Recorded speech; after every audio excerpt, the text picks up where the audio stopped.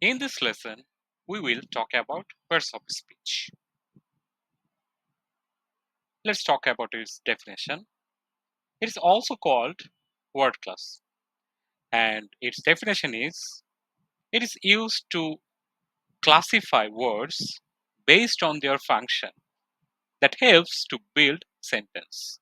That means it is the building block of sentence, and it has 8 types by which we can make sentences.